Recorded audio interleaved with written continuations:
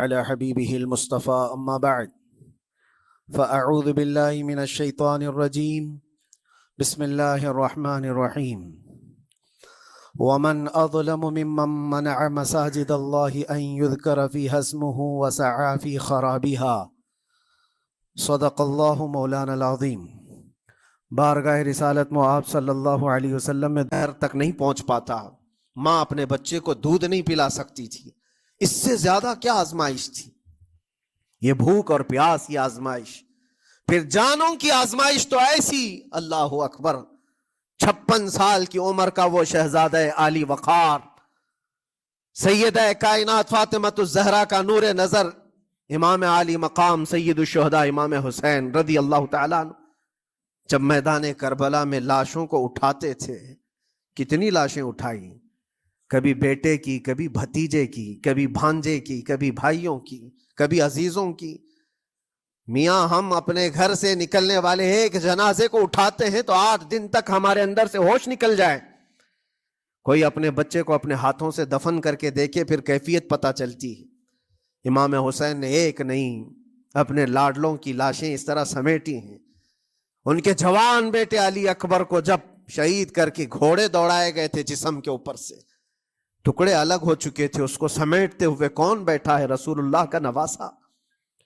اور 6 ماہ کے بچے کو ہاتھ کے اندر ظالموں نے تیر سے ایسا مارا تھا کہ حلقوم پہ چلا گیا ہو، اور 6 ماہ کے علی اصغر کا خون جب امام حسین کے چہرے پر اچھل جاتا ہو، کسی باپ کے ہاتھ میں بیٹا وفات کر جائے اور پھر وہ لے کر کے خیمے میں آئے اور ادھر سے بلکتی ہوئی ماؤں کو اور بہنوں کو بھی دیکھے، ان میں بھی صبر کی تلقین دے۔ کبھی کبھار میں سوچتا ہوں، اللہ یہ کیسے امتحانات سے گزرا تھا فاطمہ کا لال، کیسے امتحانات سے، بھوک اور پیاس کی شدت الگ، یہ جانوں کی شدت، جانوں کے جانے کا غم الگ، عزیزوں کی لاشوں کو اٹھانے کا بوجھ الگ، پھر اس پر 22,000 کا لشکر جرار سامنے، اس کا خوف لوگوں کے اوپر ڈالا جا رہا ہے۔ عزیزان گرامی وقار، یہ سب چیزیں کیا امام حسین کے قدموں کو ڈگمگا گئیں؟ کیا ان کے خاندان والوں کو بکنے پر مجبور کر دی؟ کیا انہوں نے سمجھوتے کر کے اپنا سب کچھ بیچ ڈالا؟ ایک خیمے کا بچہ بھی، خیمے کا ایک بچہ بھی امام حسین کا نکل کر کے آیا ہو تو مجھے تاریخ بتا دو۔ بلکہ تاریخ تو آج یہ کہتی ہے، سرداد نہ داد دست در دست یزید، حقا کے بنائے لا الہ است حسین، سر دے دیا مگر ہاتھ یزید کے ہاتھ میں نہیں دیا۔ حق تو یہ ہے کہ لا الہ کی جڑ کا نام حسین ہے۔ آج وہ امتحان قیامت تک کی تمہارے ساتھ ہوتا رہے گا، قیامت تک تمہارے ساتھ یہ آزمائش ہوتی رہے گی، کبھی بھوک سے، کبھی ڈر سے، کبھی جانوں کے نقصان سے، لیکن پھر تمہیں دیکھا جائے گا تم بکتے کتنے ہو، نکلتے کتنے ہو، ہواؤں کے پجاری کتنے ہیں، خواہشات نفس کو ماننے والے کتنے ہیں، اپنے کمفرٹ زون میں جینے کے لیے ایمان کا سودا کرنے والے لوگ کتنے ہیں۔ یہ آزمائش ہوتی رہے گی میرے عزیزو۔ ایمان اس کا نام نہیں ہے کہ تم گھر میں آرام سے بیٹھے رہو گے اور کوئی امتحان نہیں ہوگا، امتحان تو ہوگا، آزمائش تو ہوگی۔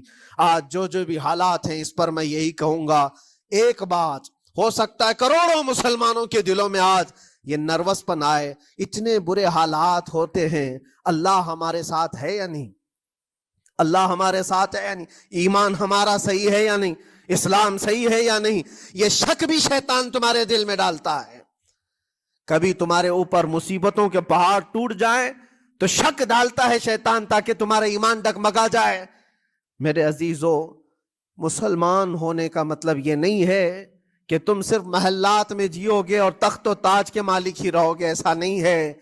ایمان والوں کو احد میں 70 جانیں بھی دینی پڑی ہے، بدر میں ان کے ساتھ جو معاملات ہوئے ہیں، فتح اگرچہ بدر میں ہوئی لیکن جنگ احد کا اگر منظر دیکھو گے، اللہ اکبر، وہ رسول پاک صلی اللہ تعالیٰ علیہ وسلم کے شہدائی صحابہ جب احد کے میدان میں کھڑے تھے، 70 صحابہ کی ایسے جانیں گئی ہیں، اگر میں تفصیل بتاؤں تو بہت لمبا وقت ہوگا۔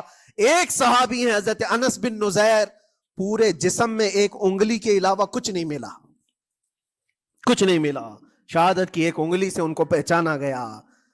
حضرت سعد بن ربیع یہ ایسے صحابی ہیں جن کا پیٹ پورا پھاڑ دیا گیا تھا اور 12 نیزے مارے گئے تھے.